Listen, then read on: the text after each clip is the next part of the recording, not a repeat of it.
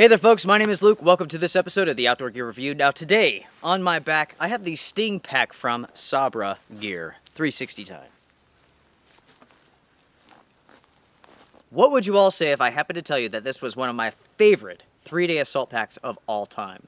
Well folks, it is true. This pack has earned that position amongst all of my gear, all of the assault packs which I've tested out. As you all know, the Outdoor Gear Review is home to military surplus, tactical, backpacking gear. And to make that statement, best 3-day assault pack ever, this thing must be pretty special. Come with me folks, let's get to the review. Here with the Outdoor Gear Review, I personally test out every single product that I review.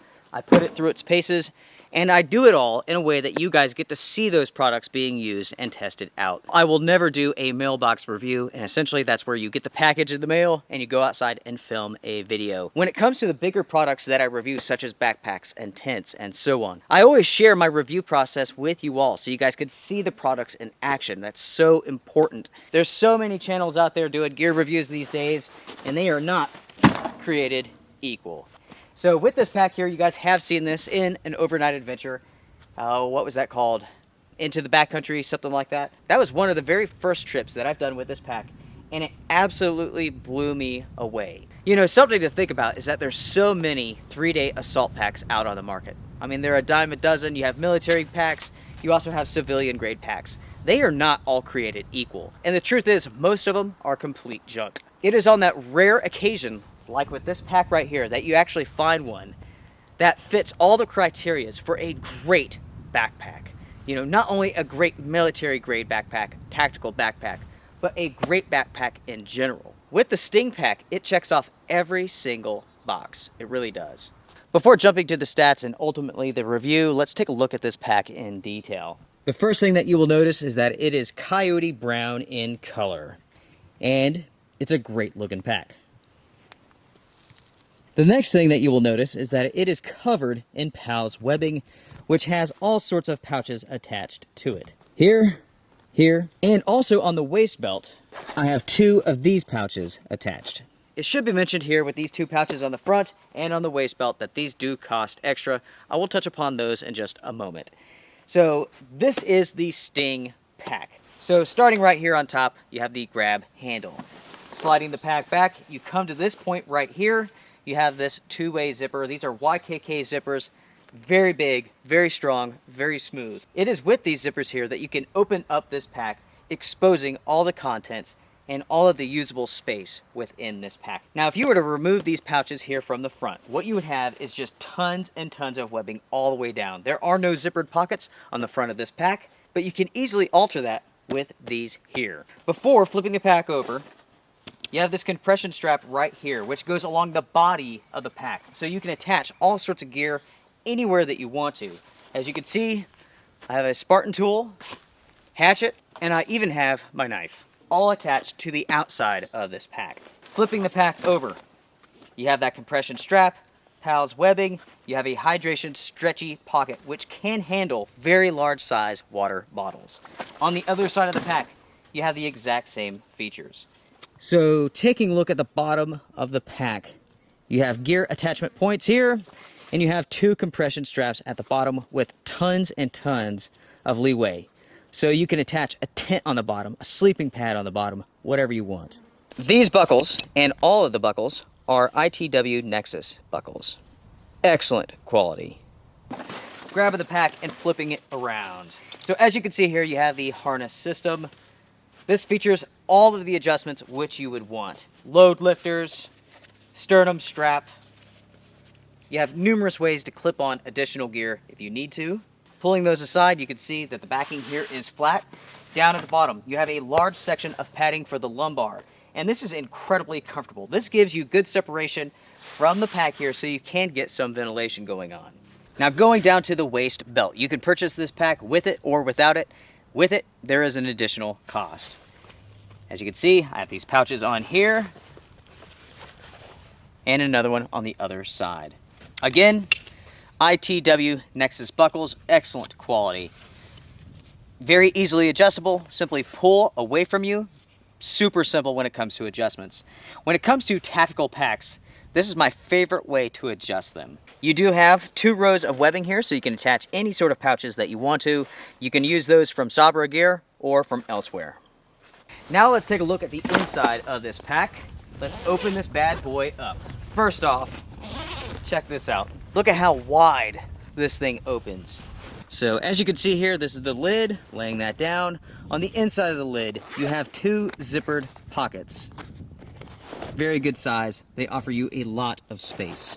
Moving over to the body of the pack. As you can see, I have this thing cram-packed full.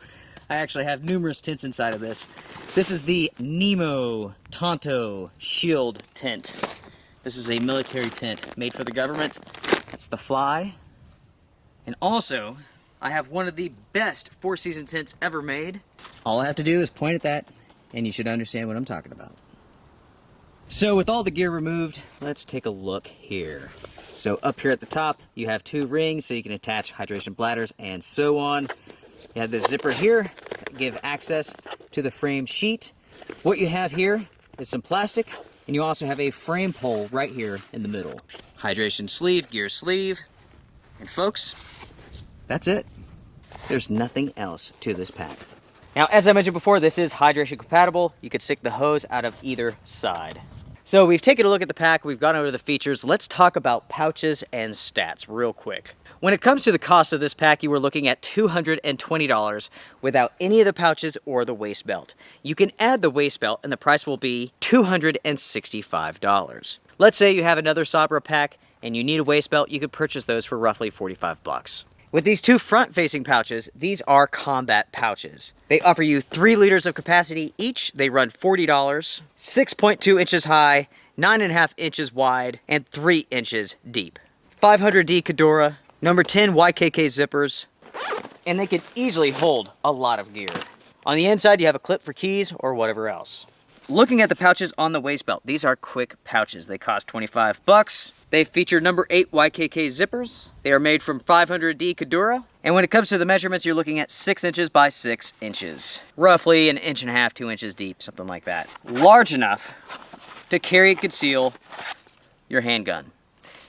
This is a Glock 43. This is what I carry with me when I'm out on my adventures. Most of the time, not always. This is a good sized pouch. You could fit quite a bit in there. Easily fit your phone, your keys, food, whatever else you want. Going back to the Sting Pack, when it comes to the materials, you're looking at 500D Kedora on the inside and the outside. The bottom has been reinforced extra strong, so you could drag this on rocks. You could throw this thing on the ground. It's going to take a beating and keep on going.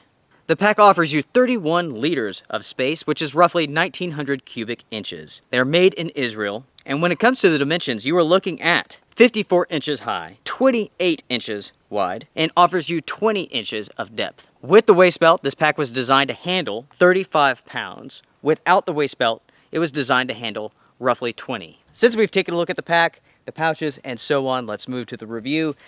As you all know, I have been testing this out for numerous months. You guys saw this in the overnight adventure into the backcountry. Since that adventure, I've been using this for numerous overnight trips and as a day pack. This thing offers a ton of space. Easily, you can use this for an overnight trip.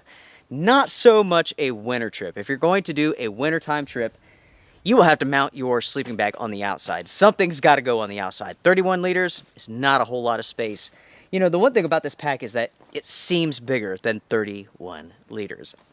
You know, with all of my adventures, I just keep cramming it full. More gear, more stuff, and it takes it. It just goes in there, it finds a space. For the summertime, where you can get away with a smaller insulating layer, that is really where this pack is going to shine. You know, this pack here will fit a wide range of needs. You know, for bushcraft use, fantastic. I mean, absolutely fantastic. For those who like tactical gear, military gear, this really is an excellent option. Now, as I mentioned before, this is one of my favorite 3-day assault packs. And as I mentioned before, there are a ton of these out on the market. The thing is, when it comes to military grade packs, tactical packs, and so on, there are 3 main areas which you need to consider.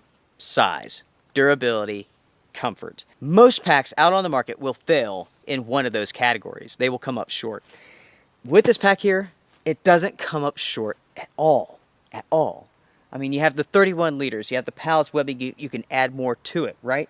So that's the size component. So versatile because you can adjust it to fit your needs. You can add to it, take away from it. You can attach things on the outside so easily. The size is perfect, in my opinion, for most summertime backpacking trips, tactical needs, and for bushcraft. Moving on to aspect number 2, which is comfort. This is an area which most military packs will fail on. With a real military pack, it's going to be so heavy, right?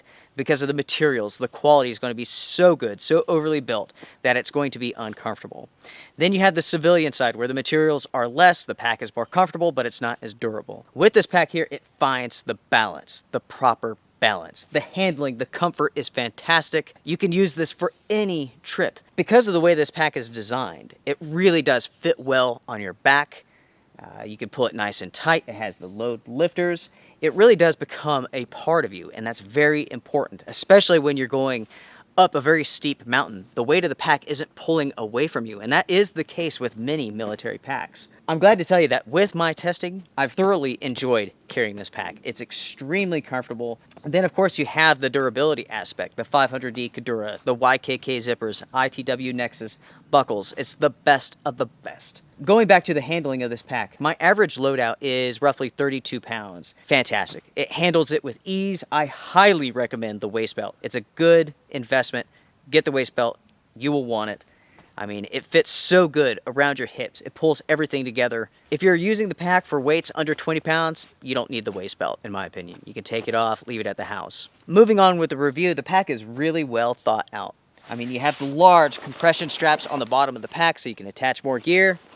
The only thing that this pack is missing are compression straps up here on top. Definitely in the future, I would highly recommend this company to add those. I mean, having those straps on top, you can attach more gear up here.